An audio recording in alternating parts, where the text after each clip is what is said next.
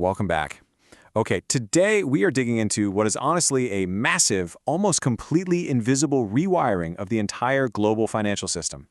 We're talking about embedded finance in 2026 and this completely new reality of banking partnerships.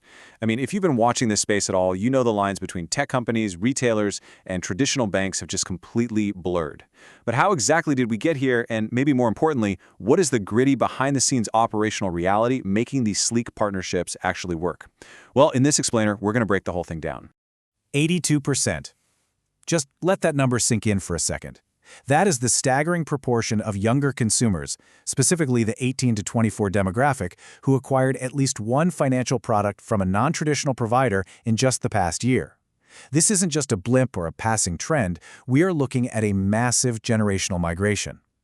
Legacy banks are facing a literal existential threat right now because the demographic of the future, they are actively choosing digital-first alternative financial ecosystems over your standard brick-and-mortar branch down the street. So, why is this mass migration happening so fast? Well, when you look at the structural differences between these two worlds, it's mind-blowing. It's almost like comparing a dinosaur to a spaceship. On one side, you have legacy banking. They're literally running on 40-year-old mainframe architectures that were originally just designed as digitized ledgers. They're incredibly slow to adapt, and they're spending roughly £150 just to acquire a single customer. But then look at the 2026 fintechs. Mobile-first, totally API-driven, super agile machines pushing updates tens of times a day. And their customer acquisition cost? Just £20. It's a completely different playing field.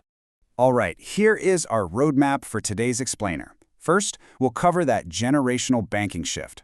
Next, the rise of product-led growth, followed by the product as platform model. Then we'll look at the PLG pioneers, and finally, we'll wrap up with the partnership bottlenecks.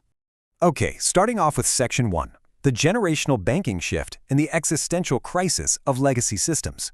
Because today's consumers don't just want a safe place to put their money, they demand absolute, seamless utility. The crucial takeaway here is that digital first is no longer some quirky alternative. It is the default. Look at the numbers. 73% of all global banking interactions right now are fully digital. And in hypergrowth markets like India, digital payment volume hit an unbelievable 99.8% of all transaction volume by early 2025. That's essentially the whole market. Consumers are just overwhelmingly frustrated with how rigid legacy core mainframes are. They are totally over the old branch-centric model, and they fully expect a data-driven ecosystem where their money is just integrated flawlessly right into their phones. Which leads us to Section 2, the rise of product-led growth, our new distribution paradigm. Because to understand how the fintechs captured this young demographic so efficiently, we have to talk about their absolute secret weapon. Enter product-led growth, or PLG for short.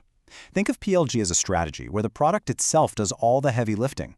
It is the primary engine driving customer acquisition, activation, and retention, all without any human sales intervention.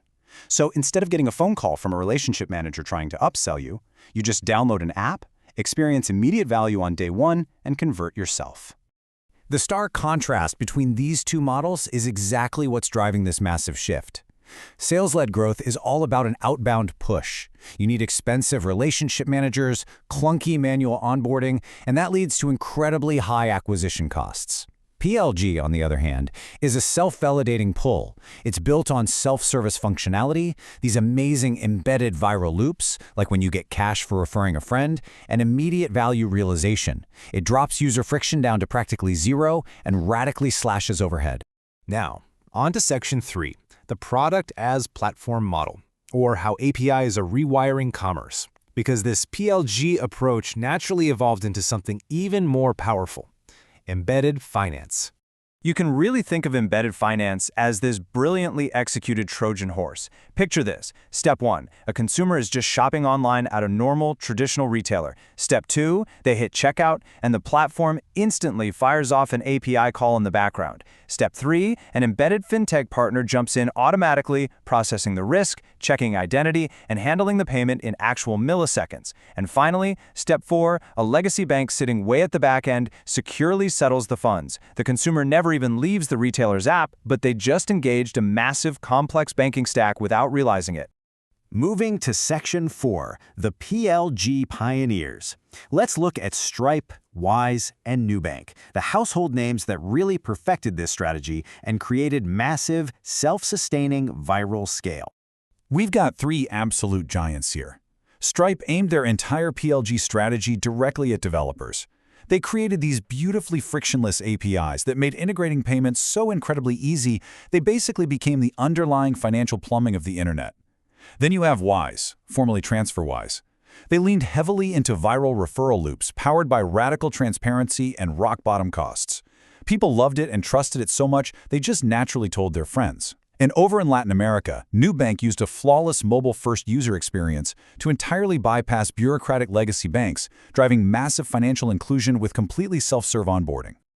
And the ultimate payoff for these strategies? The unit economics are just staggering. Because Stripe, Wise, and Nubank built products that literally sell themselves, their efficiency is unmatched. Remember those legacy banks burning 150 pounds to acquire one customer? These fintech pioneers are doing it for 20.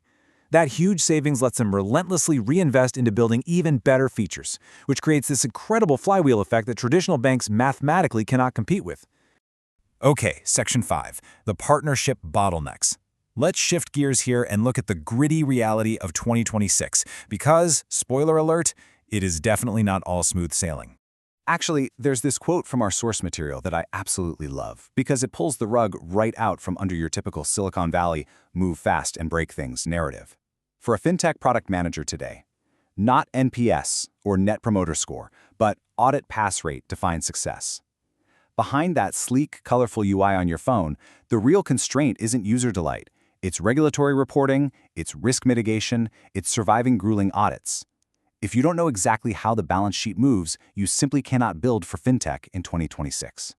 So, the hard truth is that partner operability is the actual scaling bottleneck.